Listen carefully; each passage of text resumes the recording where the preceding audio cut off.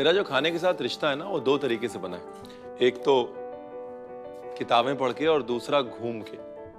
और किताबों का जो ज्ञान है वो कहीं ना कहीं सीमित हो जाता है, क्योंकि आप कितनी किताबें पढ़ेंगे, जिंदगी जीना तो नहीं छोड़ सकते ना। लेकिन घूम के जब इंसान सीखता है ना तो बस जिंदगी भर सीखता रहता है। और हमारे ये जो शहर है ना, ये छोटे छोटे विश्वविद्यालय हैं जो खाने का, संस्कृति का, इतिहास का ये रिश्ता बनाते हैं। और इन छोटे छोटे विश्वविद्यालयों की सैर ये हफ्ते हम कर रहे हैं। तो आज 3 विश्वविद्यालय जाएंगे हम 3 डिग्रियां लेने। तैयार हैं आप? वेलकम टू घर सा यमी, स्वाद का रिश्ता।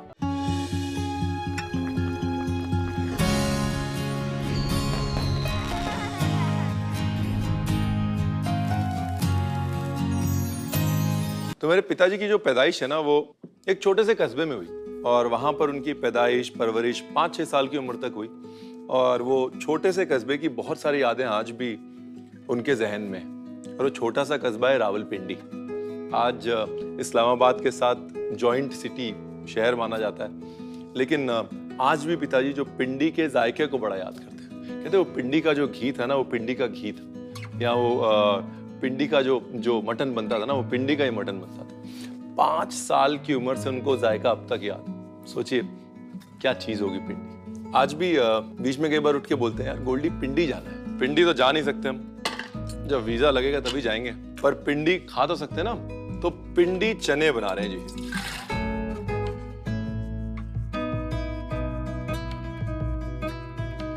कहने को तो ये पिंडी चने हैं। आज की डेट में आप रावलपिंडी चले जाओ और बोलो जी पिंडी चने चाहिए, सामने वाले बोलेगा हैं पिंडी चने क्या होते हैं। तो देखिए पिंडी छोले कैसे आए, नाम कैसे पड़ा, ये सब सोचते रहेंगे। पिंडी भी घूम लेंगे थोड़ा बहुत, छोले चढ़ा दो, वरना आप कहेंगे रणवीर बातें बड़ी करता है, खाना नहीं बनता। तो छोले उबालने के लिए ना दालचीनी, सूखी लाल मिर्च, तेज पत्ता, लौंग, अब ये सब लेके और ऐसे बनानी है एक पोटली।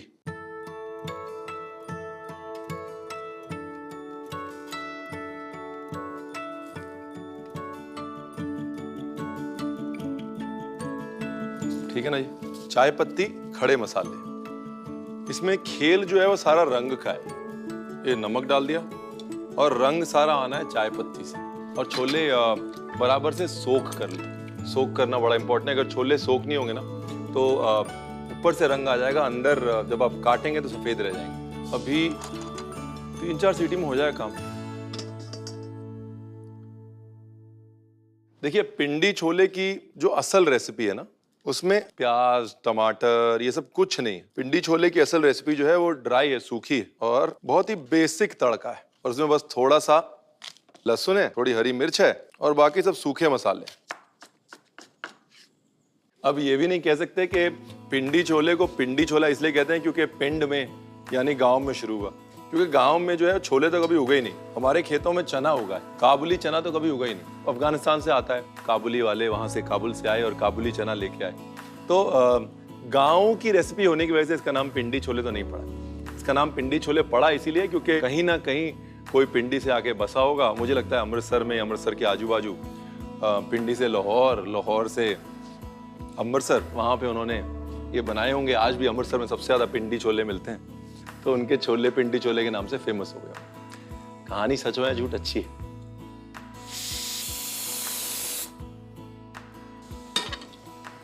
अब ये पैन में अनारदाना, जीरा और साबुत धनिया, और इसका एक ड्राई पाउडर बनाना है। अच्छे से भूनना है इसको। थोड़ा नमक डालता हूं मसाले में, क्योंकि नमक से मसाला जो है ना बराबर पिसेगा।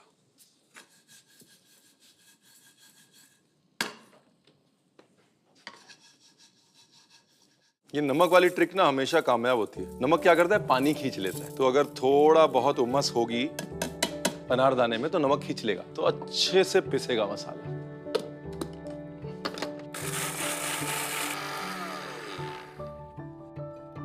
अच्छा कितना सिंपल है ना, मतलब हम लोग घर पे नहीं बनाते लेकिन चीज वही है। धनिया जीरा बस अनारदाना ऐड हो गया है ना। तो 3 भाग अनारदाना, 2 भाग धनिया और 1 भाग जीरा, और अनारदाना खट्टा वाला।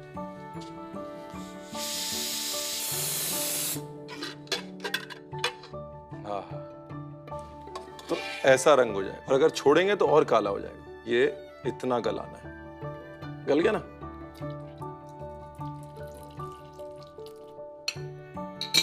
सब रेडी, अभी कुछ नहीं करना। पहले मिर्च, फिर लहसुन, कोई टमाटर नहीं, कुछ नहीं। वो जो प्याज टमाटर वाली रेसिपी है ना, वो फिर पंजाबी छोले हो गए, वो पिंडी वाले नहीं हुए। पिंडी के खाने में खड़े मसालों का इस्तेमाल बहुत, इतना ज्यादा अदरक लहसुन का इन चीजों का इस्तेमाल नहीं है, लेकिन खड़े मसाले का इस्तेमाल बहुत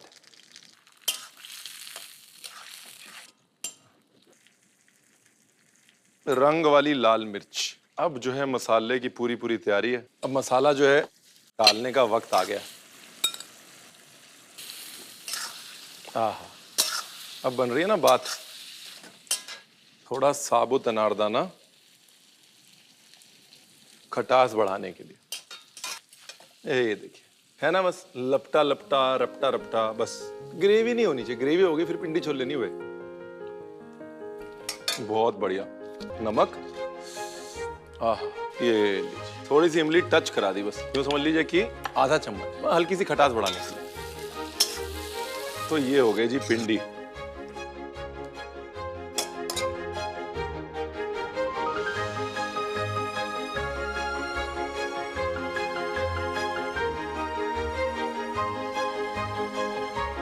ये मिर्च गई और ये गया धनिया। अदरक डाल सकते हैं ना, अदरक का लच्छा। ये रहे जी पिंडी छोले।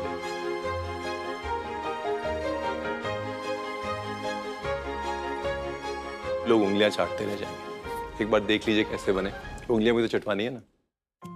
पिंडी छोले बनाने के लिए सबसे पहले एक कुकर में भिगोया हुआ काबुली चना, पानी और नमक डालें और इसमें दालचीनी, सूखी लाल मिर्च, तेजपत्ता, लौंग और चाय पत्ती को कपड़े की पोटली बनाकर कुकर में डालें और कुकर को 3 से 4 सीटी लगने दें। अब एक पैन में सूखा अनारदाना, जीरा, साबुत धनिया और नमक डालकर भून लें और इसको मिक्सर में पीसकर मसाला बनाएं और इसमें लाल मिर्च पाउडर मिला लें। अब एक कढ़ाई में देसी घी, हरी मिर्च, लहसुन की कलियां और पकाए हुए चने को डालें और पानी थोड़ा सूखने के बाद बनाया हुआ मसाला, थोड़ा साबुत अनारदाना, नमक और इमली का पेस्ट डालकर पका लें। पिंडी छोले तैयार है। इसमें हरी मिर्च, धनिया के पत्ते और अदरक के लच्छे डालकर परोसें। तो दिल्ली से थोड़ा आगे जाओ ना, मुरादाबाद पड़ता है, और मुरादाबाद बड़ी सारी चीजों के लिए फेमस है। आजकल मुरादाबादी बिरयानी के लिए भी फेमस हो रहा है, लेकिन असल में मुरादाबादी दाल के लिए और अपने पीतल के काम के लिए फेमस है। मुरादाबादी दाल बनाते हैं और बिरयानी की बात साथ साथ कर लेंगे। वो लखनऊ वालों को जैसे ही किसी और की बिरयानी फेमस हो जाए ना, थोड़ी प्रॉब्लम होने लग जाती है। तो मुरादाबाद जो है शहर बसाया था शाहजहां के तीसरे बेटे मुराद बख्श ने, और जीनियस थे। मतलब कहते हैं कि उनकी पेंटिंग, उनकी कविता और उनका आर्किटेक्चर खास तौर से, कि शहरों को कैसे प्लान करना है उस चीज में वो माहिर थे। तो जो पुराना मुरादाबाद है ना, वो वाकई ऐसे एक सधा हुआ जाला है, अच्छे से प्लान्ड। और उसके बाद मुरादाबाद बढ़ता गया। तो मुराद बख्श को दाल का बड़ा शौक था। तो वो मुराद बख्श की जो दाल थी वो एक किस्म से फुल मील था। तो वही फुल मील दस्तरख्वाने खास से दस्तरख्वाने आम में गया, और आज वो मुरादाबादी दाल है। और नमक। तो ये जो धुली मूंग दाल है ना मुरादाबादी दाल के लिए, इसको कम से कम 30 मिनट सोक करना है। 3 घंटे तक भी सोक कर सकते हैं। और इसमें क्या होता है, जितना ज्यादा सोक करते हैं ना, एक खटास आती है। वो सेहत के लिए भी अच्छी होती है और जायके के लिए भी। तो अगर हो सके तो 3-4 घंटे सोक कर लीजिए।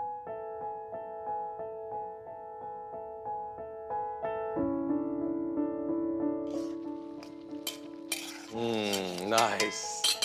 थोड़ा पानी, और दाल ऑलमोस्ट होने वाली है। अभी थोड़ा अदरक, ज्यादा नहीं, थोड़ा सा, मतलब इतना अदरक के पता ना चले कि अदरक डला है और पता भी चले कि अदरक डला है। चलिए, ऑलमोस्ट डन हो गया। अभी दाल के साथ में जो जो जाएगा ना, उसकी तैयारी कर लेता हूं। तो दाल हो गया, ये प्याज।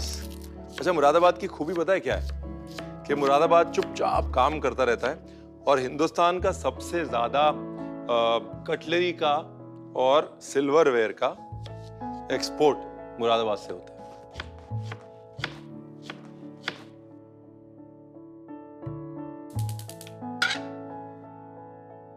जीरा।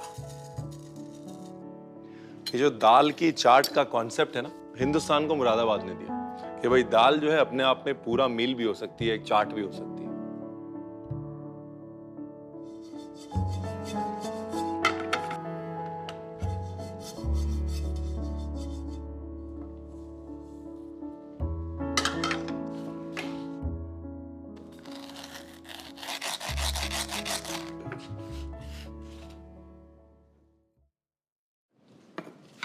चलिए दाल भी तैयार है। आहा,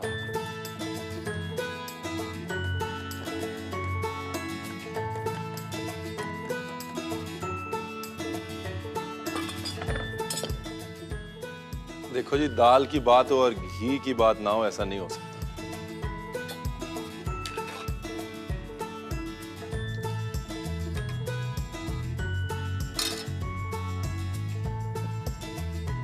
गरम है, एक आपकी और एक मेरी, ठीक है ना। ये आ गया नींबू, ये आ गई हमारी दाल मुरादाबादी, और ये हमारा मिर्च का छौंक।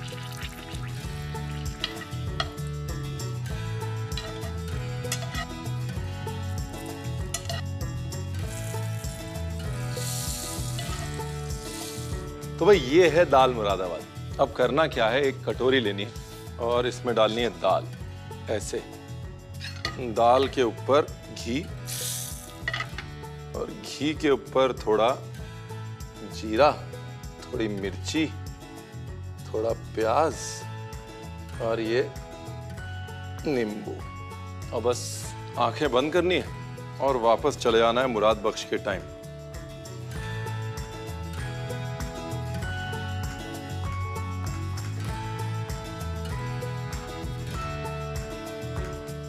चलिए देख लेते हैं ना। मुरादाबादी दाल बनाने के लिए एक कढ़ाई में पानी और भिगोई हुई धुली मूंग दाल और नमक डालें और ढककर पकने दें। अब कुछ देर बाद कढ़ाई में थोड़ा पानी और थोड़ा कद्दूकस किया हुआ अदरक डालें और फिर से ढककर पकने दें। इसके बाद हरी मिर्च और प्याज को बारीक काट लें। अब एक पैन में जीरा डालकर भूनें, फिर उसे पीस लें। अब दाल को मथनी की मदद से फेंट लें। इसके बाद देसी घी में सूखी लाल मिर्च का छौंक बनाकर दाल के ऊपर डाल लें। मुरादाबादी दाल तैयार है। इसे देसी घी, जीरा, हरी मिर्च, प्याज और नींबू के साथ परोसें। चलिए आपको लेके चलते हैं हमारे शहर लखनऊ। वो शहर जिसने हिंदुस्तान को अदब दिया, नफासत दी, मोहब्बत दी, उर्दू दी, शायरी दी, कथक दिया और निहारी दी। अगर कोई एक कह दे कि भाई दिल्ली में निहारी बनती है या दिल्ली में निहारी शुरू हुई, तो निहारी हिंदुस्तान को लखनऊ ने दी। सुबह सुबह दस्तरखाने आम, यानी कि आम लोग जो थे वो जब मजदूरी करने निकलते थे तो सुबह सुबह उन्हें कुछ चाहिए होता था ऐसा जो कि दोपहर तक उनकी गाड़ी चलाए। तो सुबह की नमाज पढ़ते थे, उसके बाद हाथ धो के सीधा निहारी खाते थे कुलचे के साथ। और निहारी कुलचा जो पेट्रोल है ना, वो दोपहर तक चलाता था लखनऊ को। और ये वो दस्तरखाने आम की डिश है, यानी कि आम आदमी की डिश है, दस्तरखाने खास तक पहुंची। गलियों से महलों तक का सफर इस निहारी ने तय किया है।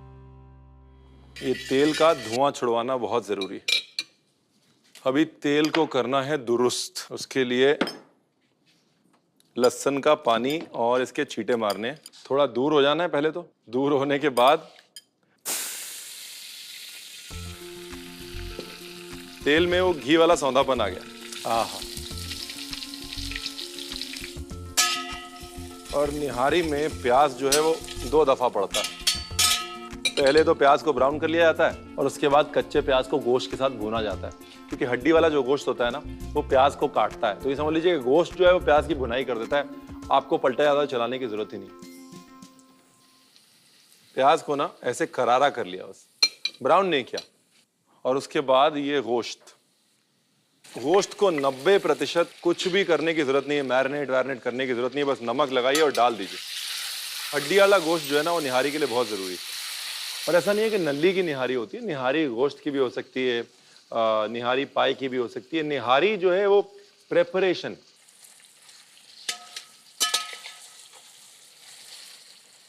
और ये बाकी का प्याज।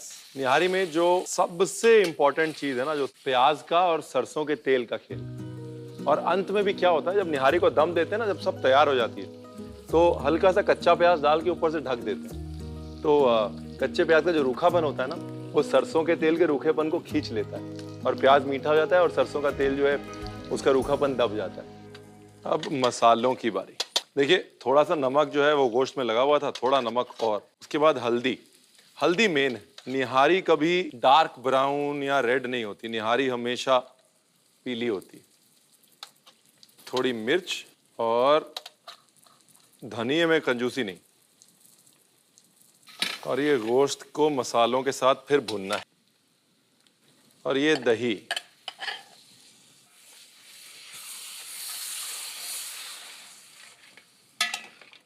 ये आ गया ना वो रंग जो निहारी का चाहिए होता है।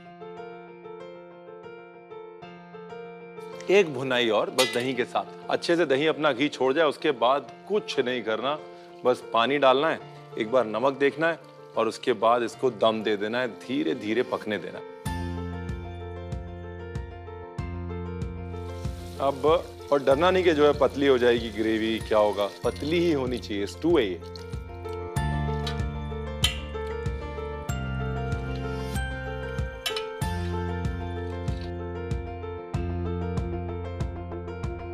धीमे ताप में लंबे वक्त के लिए इसको पकने के लिए छोड़ दें।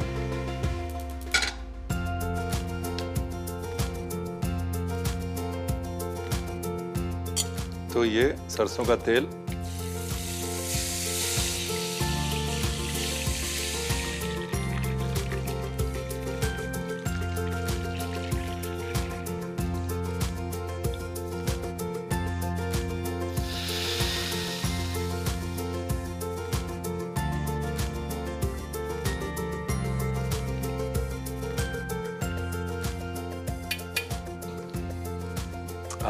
अब ठीक है।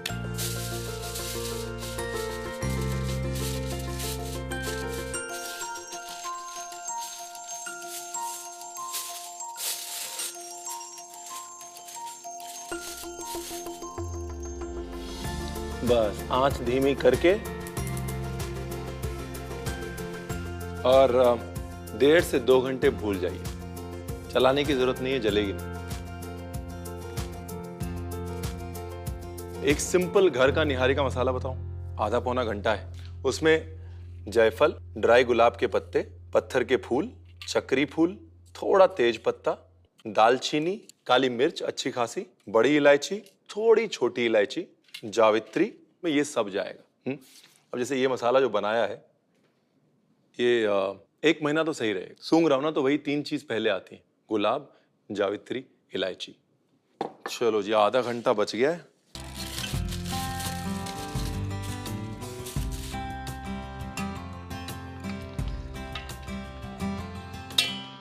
देखिए, निहारी जो है ना वो पतली होती है, स्टू है ना, तो उसको हल्का सा गाढ़ा करते हैं। हल्का सा गाढ़ा करने के लिए बहुत लोग हैं जो बेसन डालते हैं। बेसन डालने की जरूरत नहीं। असल निहारी में सिर्फ आटा घोल के डाला जाता है, कच्चा आटा। आटे में थोड़ा केवड़ा और ये निहारी का मसाला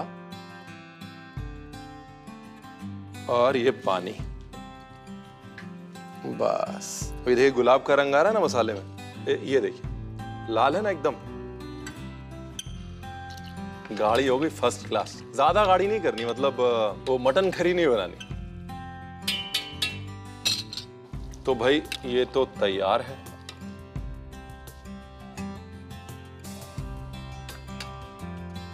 ये जाएगी ऊपर ऐसे।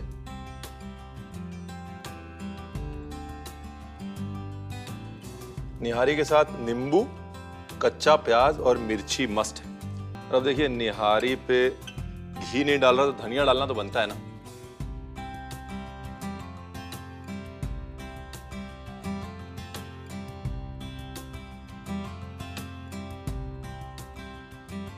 मुश्किल नहीं है, रेसिपी देख लीजिए एक बार। निहारी बनाने के लिए सबसे पहले पतीले में सरसों के तेल में लहसुन के पानी का छींटा मारकर प्याज और गोश्त डालकर पकने दें। फिर उसमें बचे हुए प्याज डालकर फिर से पकने दें। अब निहारी में नमक, हल्दी, लाल मिर्च पाउडर, धनिया पाउडर, दही और पानी डालकर पकाएं। इसके बाद पैन में सरसों के तेल में लहसुन के पानी का छींटा मारकर उसमें तेज पत्ता, दालचीनी, बड़ी इलायची, छोटी इलायची और जायफल डालकर तड़का बना लें और निहारी में मिलाकर पतीले को 1.5 से 2 घंटे तक दम लगा लें। अब निहारी को गाढ़ा करने के के लिए आटा, केवड़ा, निहारी का मसाला और पानी डालकर घोल बनाएं और पतीले में डाल दें। निहारी तैयार है। इसे नींबू, प्याज और धनिया के पत्ते के साथ परोसें। हिंदुस्तान में ये चीज तो है, और सिर्फ हिंदुस्तान में है, कि हर शहर की एक डिश होती है जो उस शहर को परिभाषित कर देती है। जैसे लखनऊ की निहारी, अमृतसर के कुलचे, पिंडी के छोले, मुरादाबाद की दाल, और वो एक डिश उस शहर का मान बन जाती है। और ये सोचिए कि कितने शहर हैं हिंदुस्तान में, तो अगर हर शहर से एक डिश भी उठानी हो तो ये जिंदगी कम है। लेकिन ये सफर यूं ही जारी रहेगा, क्योंकि अभी तो पूरा हफ्ता है शहर घूमने के लिए।